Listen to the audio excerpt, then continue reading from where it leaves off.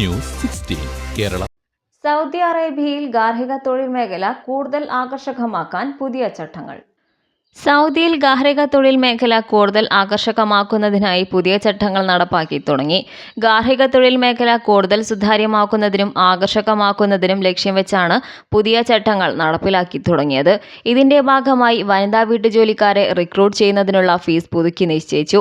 ഫിലിപ്പീൻസിൽ നിന്ന് റിക്രൂട്ട് ചെയ്യാനാണ് ഏറ്റവും കൂടുതൽ ചെലവ്. വാറ്റ് ഉൾപ്പെടെ ശരാശരി 14,309 റിയാൽ ഫിലിപ്പീൻസിൽ നിന്നുള്ള ഒരു വനിതാ വീട്ടുതൊഴിലാളിയെ നിയമിക്കാൻ ചെലവ് വരും. ശ്രീലങ്കയിൽ നിന്ന് 13,581 റിയാലും ബംഗ്ലാദേശിൽ നിന്ന് 9,003 റിയാലും റിക്രൂട്ട്മെന്റിന് ചെലവ് വരുന്നുണ്ട്. ഇതുൾപ്പെടെ ആകെ 33 രാജ്യങ്ങളിൽ നിന്ന് സൗദിയിലേക്ക് വനിതാ വീട്ടുജോലിക്കാരെ കൊണ്ടുവരാം.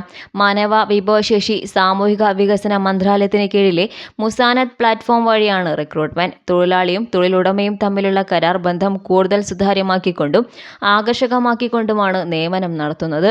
തൊഴിലാളികൾക്ക് അനുകൂലമായി നിരവധി പുതിയ ചട്ടങ്ങൾ ഉൾപ്പെടുന്നതാണ് പുതിയ കരാർ. ഗാർഹിക തൊഴിലാളികൾക്ക് കുറഞ്ഞത് 21 വയസ്സ് പ്രായമുണ്ടായിരിക്കണമെന്നതും പ്രതിദിന ജോലി സമയം 10 മണിക്കൂറായി പരിമിതപ്പെടുത്തിയതും ആഴ്ചയിൽ 24 മണിക്കൂർ ശമ്പളത്തോടെയുള്ള വിശ്രമം അനുവദിച്ചതും പുതിയ പരിഷ്കാരങ്ങളിൽപ്പെട്ടതാണ്. ജീവനക്കാരുടെ വേതനം ഡിജിറ്റൽ വാലറ്റ് വഴി വിതരണം ചെയ്യണമെന്നും കഴിഞ്ഞ ദിവസം മുസാനത്ത് വ്യക്തമാക്കിയിരുന്നു. News 16 news desk. പക്ഷമില്ല, വിവേചനമില്ല. നേരിനൊപ്പം നാടിനൊപ്പം നാട്ടുകാർക്കൊപ്പം. News 16 Kerala channel.